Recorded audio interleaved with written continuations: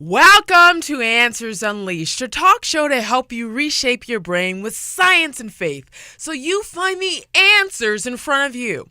I am your host, Olympia LePoint. Now, you have been tuning into the show to know that we have the greatest experts here. I call them the newest Einsteins. These are individuals that will come on the show, help us understand a new way of looking at a situation so we can move forward in all the different areas of our life. Now, you've been hearing all about the Me Too controversy in the media, right? The Me Too, which is the women who have gone through such sexual experiences, sexual abuse, sexual discomfort, physical discomfort, that it has altered the way that they saw the world and handled the world based on that experience. Well, do you ever know that individuals have come out of this Me Too experience? Well, today I have great news for us.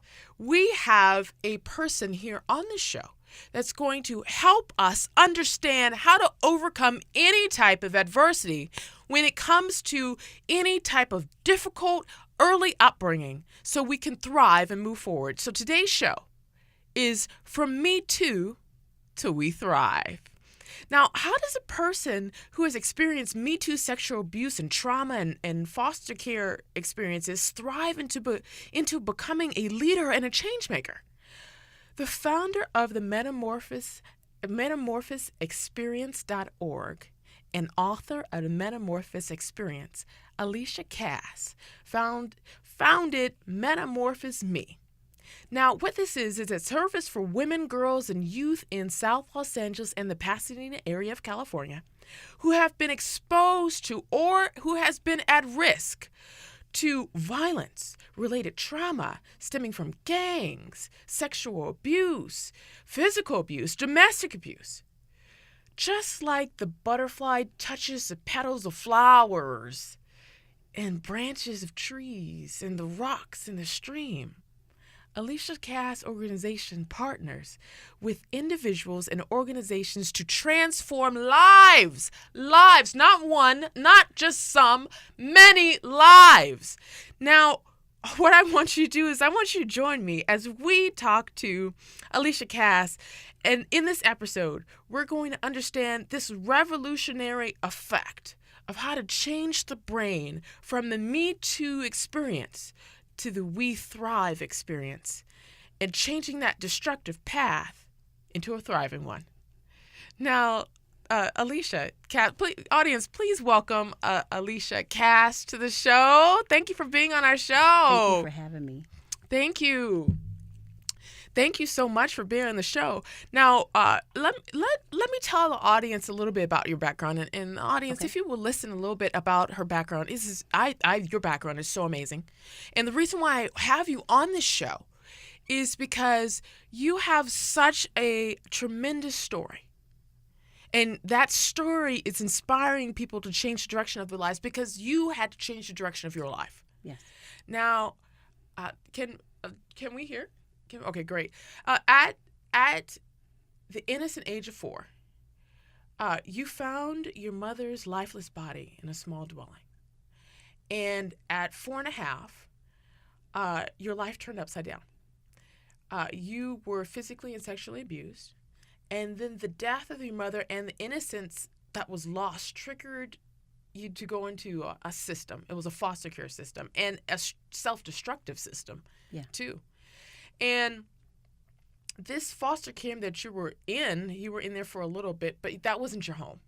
No. You were in a situation where you had to find your home, and the home that you found was an imitation, which was a gang home, and you were in this gang selling drugs for survival. Yes. And the story even gets deeper. At 15 years old, you were forced to leave the foster care that you were in. And this is like really huge because you were a high school dropout at this time. Yes, I was a high school dropout. And this, per the statistics, and this is how crazy this is, per the statistics, for a person in this pattern, this pointed to death. And at the age of 19, you found yourself with 3 kids. no direction. I love your story because this is so powerful. No guidance nor support. And then you soon become a mother of 6. Yes. And then there was a breakthrough moment. What happened through, and this is the craziest part, a broken jaw. And through that experience, your life metamorphosized, I guess you would say, changed to an experience that would later shape the lives of thousands of people that will find out about your story. Now, you've just written a book. Yes. Tell the audience about your book. So the title of my book is called Metamorphosis, the Butterfly Experience. And I started on a quest to write this book over 20 years ago, never got done. And when I finally completed it in 2016, it was just a chronicle of my journey, of how I went from the caterpillar, how I went into the cocoon phase, and finally how I emerged as the butterfly that I am, that how I had truly transformed from the person that I used to be to the person that I am now. I find your story amazing. And people always say my story is amazing. And I love highlighting people who also have these stories because it is through our collective work of getting out there and sharing our stories, not succumbing to shame, but rather realizing that our testimony has a power in it. Do we have the opportunity to change lives? Now, walk us through that experience. You went through a lot of trauma. And it's easy for you to look back on it because you're no longer in it. I know, we can laugh now. You're like, we're out. Right. So, many tears after, right. Yes. So just walk us through that. But now looking back, I mean, so just briefly walk us through that. That experience, did you remember that when you were 4 when you saw your mother? I do remember finding my mother's deceased body. I do remember my grandmother coming to the house and trying to wake my mother up because my other siblings were at school. And I didn't realize that her death and then my father's blame of us because my mother died, because she was only supposed to have, I believe, 2 kids. My mother had 5 kids. 5? She's very young. She was very young. She had a heart condition. Oh, and so with that, after my mother died, the blame shifted to us. And so that's where my father's violence played in a part. And that was even a part of trauma. You know, you go home, you're a husband, you come home and you don't have a wife, and you have 5 children, and the youngest of 5 is 4. So it took me years to understand his trauma and to forgive him. But I realized that his trauma, along with my trauma, it just kept a cycle of violence going in my life. A snowball effect. Yes. Snowball effect. It was once it just added to it. Yes. That happens in not only your life. That happened in my life. That happened in thousands of people's lives, millions of people's lives, where that early trauma, if we don't find a way to remove it, it gets trapped and it gets like eating away at us, causing us to make decisions that are not based on enlightenment, but based on shame. Yes. So walk us through a little bit more. And so, as a result, after that point, I was always a fighter. So I always was in trouble in school. So that was your way of surviving. That was my way of surviving. I can remember fighting as early as kindergarten, staying in trouble, going into the principal's office. She knew my name because I always sat at her desk at 5. But that was a good thing. Someone always knowing your name, it was a good thing, but it was applied in the wrong way.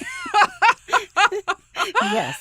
Yeah, but that was your calling, to Yes. have your name known. Yes. But the way it was being known was in a way of survival. Yeah. And so, we were in and out of relatives' homes, back and forth with my father. My father would abuse us. It was I'm trying to think of it. I worked there, McLaren Hall at the time, and they took and abused children. So we would go to McLaren Hall. They returned us to our dad. Department of Children and Family Services wasn't yet founded in 1975. So we would go back and forth between this place and my relative's house and my dad's house. We would cry because we didn't want to stay in that place. They would send us back home. So my father never sought the help that he needed for his trauma. And that's why he was so abusive. And so over the years, the back and forth into foster care, I think I joined a gang when I was probably about 13 years old. How did that happen? I grew up in a neighborhood, and everyone at that time wanted to belong. So whether it was the kid that was overweight being teased, whether it was the kid that didn't have it, everybody wanted a sense of belonging. And here it is in the heart of this neighborhood. They saw people older than them who really took them in. So for me, no one asked me to come in. I grew up with these people. So you grew up with them, and there was a point in time. Can you go back to that moment in time where you realized, the false family? What point in time where you thought at that moment that was your family? I thought at 13 that was my family. I didn't figure out that wasn't my family, and probably until about 26 years old.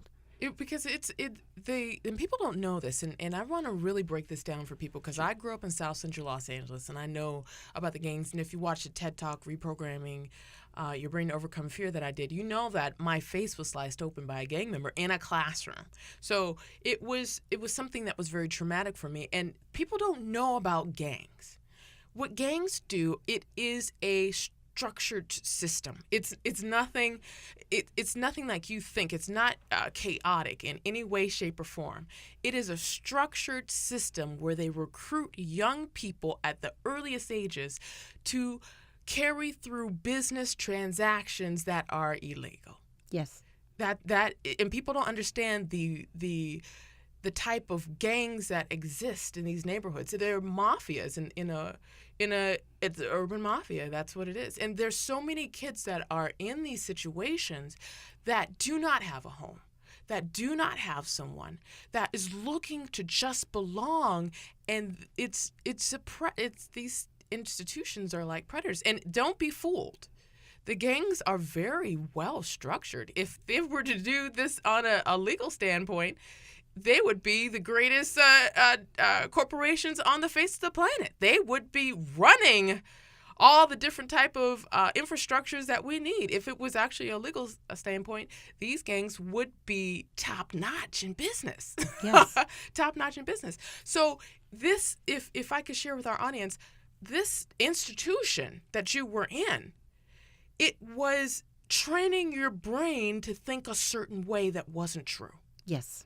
And what was that? It was training me to think that violence was normal, or being a part of violent culture was normal. And so you would see the yellow tapes because someone was killed the night before. We would just walk past the yellow tape.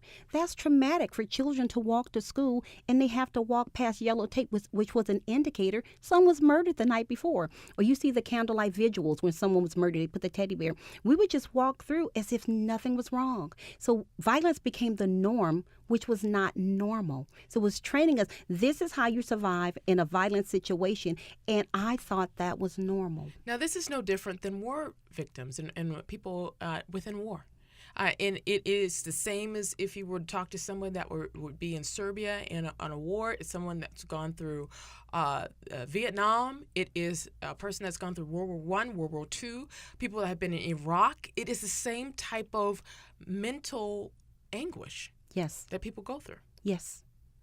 Now, and I really know what you're talking about the kids. The first time I ever saw someone almost die, I think I was 8 or 9 down the street. It was our neighbor who had his throat sliced because he tried to save somebody. Wow. And that was the impression. And I think a couple months later is when I saw my first dead body of someone being shot down at the liquor store on the corner. And this was in my brain. And I thought this was normal until I was bussed into a school over on another side of the LA, and everyone was like, "Oh, yay, popsicle lollipops!" And I'm here thinking to myself, "What are they looking at?" And that ability to see the two different worlds allowed me to be able to exit the world that was traumatic. Yes. Now, walk us through this. You then have a child. I have a child. And how old were you when you had your first one? I got pregnant at 15. He was murdered. I was 16 when I gave birth to my oldest daughter. Didn't stop gang banging. Just thought it was a part of the norm. Then I had a second baby. I was 18. Then I had a third baby. I'm 19. Now, how did this work? I mean, when you had your children and you were in the gang, who took care of your children? Or how did that go? I actually took care of my own children. My sister watched my kids a lot because I was out there running the streets.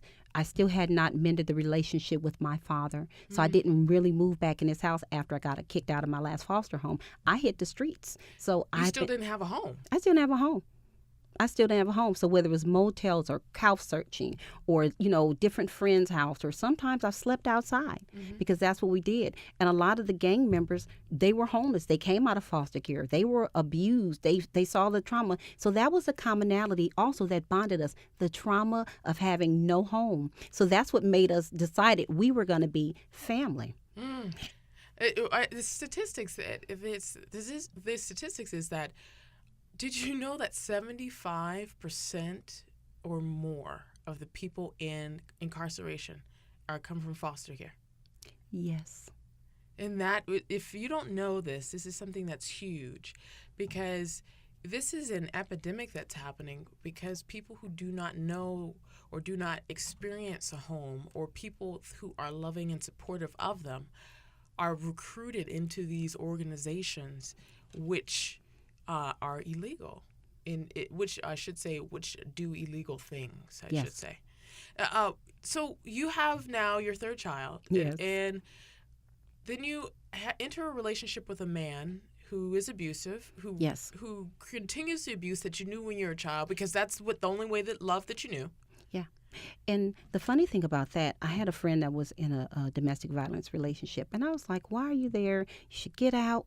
Never thinking that very next year, not only would I be in a domestic violence relationship, but the one that I was in was worse than the one she was in. And so here it is. I'm like, but I'm a strong person. How do I find that? Well, he played on the sympathy. I don't have family. You know what that's like, Alicia. And I go, yeah, I do. Well, I don't have anybody else. You know what that's like, Alicia. And I go, yeah, I do. So really, he was using my traumatic experiences against me to hold me captive in the relationship. And I had no idea what he was doing. It was and a psychological process. Warfare. Yes, it was. Yes, it was. And then the day comes where your whole life would change. Yeah. And it was a series of couple of weeks, I take it, from when your jaw was transformed, and when that was the epiphany. Sometimes, and this is the brain tip. This is the brain tip for today. And I always have a brain tip in every single show that I give, is that sometimes your biggest blessings come in the middle of a trauma that you can't understand. Sometimes your biggest blessings come in the middle of a trauma that you cannot understand. And that brain-shifting epiphany that happens from that trauma not only is a gift to you, it is a gift for you to move forward faster than you have ever moved before in your life. Now, walk us through that. So I'm in a relationship with him, wouldn't let him live in my house, wouldn't give him a key. That was a fight. I started trying to go to church with my sisters. That was a fight. So that's when he broke my jaw, actually in 2 places. Took me to the hospital, and then we didn't have cell phones. We had pagers. He said, page me when they're done with you. And so I went in there, and I wouldn't tell the people the truth because I come from a culture, you don't disclose or you don't snitch is what we used to say. So they're saying, who broke your jaw? And I'm telling them all kinds of stories. They're like, no, that's not what happened. And everyone's looking at your jaw thinking, well, this didn't just an accident here, 2 different places here. Come on, tell us the real story. And this is what happens with most women who are in these type of situations. They don't snitch, as you say. Yeah. Because the culture already trains us not to disclose our business. And so when I got there, so it was easy because I wasn't going to disclose. And my sister knew. They like, we know he did it. You won't tell us. And I'm like, oh, no, I fell. And they was like, no, you didn't. So they wired my mouth, sent me back home. You fell in 2 places? That is a good one. Right. You fell twice. Exactly. Here's the funny thing. But when you're in it, you're so busy trying to make excuses for the other person, you don't even think that the excuses make no sense. Yeah, they make no sense. And that's what happens with trauma. The fear, the reptilian part of the brain takes over in the brain, and the frontal brain lobes actually stop its connecting ability. And the frontal brain lobes is responsible for logic and executive thinking and decision making. So when someone is in the midst of trauma and fear, they will have such crazy excuses. Right. And I was sticking to that story, and they're sitting there like, you can say whatever you want, we're not buying it. And so I went to church with my sisters afterwards. They took my youngest daughter. I just given birth to her. She was about 2 or 3 months. And I started going to church. And here it is. I saw another family. I saw a different type of family. Really? So the women were welcoming. I was too embarrassed to go to church because I literally my mouth was wired. And I didn't want to try to talk to my teeth through once, but to explain what happened. So they invited me to a women's fellowship, and the love that they poured on me, they act like I was normal. It resembled the gang minus the crime. It was a community that was saying, we accept you. We love you for who you are. And that's what's making me draw out of that on top of the broken jaw. And so eventually, there's a moment, and I love what your video on your website says. And if you have the opportunity to go to your website, tell people your website over here. My website is the Metamorphosisexperience.org. So I watched your video on this, and you said, and I love, you need to watch the video on her site. And if I have the opportunity to, I'm going to post it on the Answers Unleashed site too, so you can see it. You said that there was a moment in time where you looked at your newborn with your wired jaw, and the moment of realization came. Yeah. What happened? I realized that as a gang member, as a woman that has always defended herself physically, that I could not protect myself and that I needed help in doing this. And even with my sisters trying to help me, it was a realization I was weak and I felt uncovered. And it was the same as I felt as a child. I felt uncovered. And being in the gang gave me a sense of empowerment, although I wasn't empowered. But at that moment, when he broke my jaw and I knew there was nothing I can do about it, and you I had felt a weak. 2-month-old? I had his daughter. 2-month-old, broken jaw. You have to take care of a 2-month-old, can't talk. You look at your daughter and you decide to make a decision. And my decision was I went to prayer. And I say, if you get me out of this is what I told God, I will serve you, because I realized no matter what I've tried to do to get this individual out of my life, it was unsuccessful. And sometimes it came back a detriment to me because I still had to fight him after I tried to get him out of my house. And I was ready and committed to give my life over and to help women and to help youth. I was like, if I can just get out of this moment, I'll take all my bad experiences, good, bad, and indifferent, and I will propel forward, and I would help anybody that would hear my story about not staying in abusive relationships, about not joining gangs, or about how to even love yourself. Because at that time, I didn't love myself, and he knew it. So what did you do next? He went to jail. And at first, the first couple of weeks, I was like, ooh, sweet freedom. I'm like, I'm about to run the streets. Sweet freedom. Sometimes we make promises and we don't know that we still have to keep those promises. Like sweet freedom. Oh, yes, I'm going to go to the gym tomorrow. Oh, and the next day comes, this bed feels real good. And that's exactly what happened.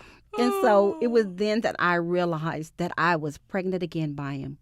I didn't know I was pregnant with twins. I was devastated. So I'm thinking I got out. The wires are finally coming off my mouth. I got my newborn. I got my freedom. And I realized now I'm a woman who has 4 children. And at the time I thought I was pregnant with number 5. I ended up to be pregnant with number 6. Oh, my God. And so then I said, okay, I never had a mother. I've been in, bad relationship, be it intimate relationships or just relationships with peers that didn't turn out well. And I said, something has to be done different. This is going to make me mother number 6. When I found out I was having twins, I just cried. The lady was like, you all right? I'm like, I don't know. But I knew at that point I had to make the last and one of the greatest decisions of my life. So do you go back in the streets with your newfound freedom, or do you take these learning experience, trust what you heard, whisper to your heart, go in with your sisters and allow someone to pour into you and change your life? And it was at that point I was looking at my kids. I said, I don't want my kids to be on the welfare. I don't want my kids to be in the foster care system. I said, so at that point, something has to be done differently. All those stories you told yourself, Alicia, over the years, I'm going to change, I'm going to change, I'm going to change. Now is the time that you have to change, because now you realize your kids are watching you. It's no longer a mother moment, do as I say. It's now do as I do. So I had to do something in order for them to do something. That's actually one of the best parenting experiences there are. be the change that you wish to see in the world. Yes. Yes. So who helped you become a new person? Went to church. I discovered God, and I had a strong community of women because I didn't love myself. And I didn't know I didn't love myself. I always thought when I was younger I was cute, this and that, but I didn't understand what love really meant because I hadn't experienced love. Self-love. I didn't experience self-love. Self-love. God always loves us, but sometimes we don't know how to love ourselves. And I think that is one of the most critical things that women across the globe all need to know, is how to love ourselves. Now, we're loved by God automatically, but it is that process of learning to reprogram any type of false love in which we've ever experienced as a young person, and replacing that with an authentic self-love that actually is better for us. Absolutely. Even when I used to tell people that I had 6 kids, they go, "Oh my God." I said, it wasn't about making children. I was seeking love, like a lot of girls that come out of foster homes. Now, you educate yourself in the process. Yes. And tell us about your education after that, and then now what you're doing to educate other people about what they can do to change your lives through education. Sure. So I went back, got my high school diploma, walked the campus. Congratulations. Thank you. I looked and said, I want an education. I went back, I got my GED, my high school diploma, my GED. I went to Long Beach City College for 2 years, and I decided then I'm going to college. Yes. I had 6 kids then. I'm like, I'm going to college. So you go to a community college. 6 kids. With 6 kids. On public assistance. On public assistance, and you graduate from? I transferred to USC, University of Southern California, with 6 kids, and I do my bachelor's with 6 kids while on the welfare and public housing and food stamps. So you get your degree from University of Southern California. And by the way, this is where we met over at the Los Angeles Times Festival of Books. I was just so fascinated by your particular story and in your book. And now what do you do? What do you do to now inspire the next generation, not only to overcome foster care, not only to overcome sexual abuse, not only to overcome being a single mom in a type of situation where you don't have income? What Right. do you do to now help young girls understand the power of self-love that they have to be able to educate themselves to move forward? The first thing I do, I'm a social worker, but the first thing I do is allowing them to take their past mistakes and let it be fuel for their future, because a lot of times there's shame associated with who we were or what we've done. So the first thing I work on is the shame aspect. There's no shame. Someone hurt you. That's not your fault. And next thing is we work on trauma, generational and cultural trauma and community trauma, because we have it in all those 3 domains, and to work through the trauma because they didn't know they were traumatized. This is trauma. These are behaviors, and not just to work on behaviors, but to work on the whole person. So that means causality. We're looking at X. What got you to Y? We want to treat the whole person. So not just trying to get them to stop doing something, but to go back and say what happened to the individual in the core and help them work through those things so that then they begin to extinguish the behaviors without me, or without our nonprofit. So basically giving them tools in their toolbox to empower themselves. No matter where they are. No matter where they are. And the next, what would you recommend next? I would recommend that once they get that empowerment, a lot of them wanted to go to school. A lot of them thought it was too late, like myself when I had 6 kids. And when I share the story, it empowers them. If I can go to USC with 6 kids on public aid, you can go and you can make it. I say you can have anything that you open your mouth and put in the universe, you put in the air, you can have those things. I let them know you're powerful, and you can release that when you open it and say what you want and believe it. Yes. Well, Alicia, I really thank you so much for being on our show. Me. Is there any one last statement that you want the audience to know? I want them to know that they are powerful beyond anything they can ever imagine or conceive. I want them to know that nothing is permanent, just like the cycles of the butterfly. Just because you're a caterpillar today doesn't mean you'll be a caterpillar tomorrow. That you will transform and you will get your wings and you will see from a different view. Amen. Well, there you have it. We have our newest Einsteins on the show. Thank you, Alicia Thank Cass, for being on Answers Unleashed Thank you today. for having We me. have the greatest experts to train you to move forward in a powerful way by changing the way that you see a situation. We allow faith and science to reshape your brain so you see the answers in front of you. I am your host, Olympia LePoint. Check us out every Tuesday at 2 for the season 5. We're so excited. We're here at kpcradio.com, our Tuesdays in 2. Check us out on our main website, answersunleashed.com, where you can find out the past shows, as well as about our book, Answers Unleashed, as well as the Answers Unleashed live lecture that was held at California State University, Northridge. And you can always call us at 888-88-ANSWERS to find out the answer to your question. And always find me, shoot me a message through facebook.com/Olympia LePoint. I am here with you, reshaping your brain with science and faith to find the answers in front of you. I am Olympia LePoint.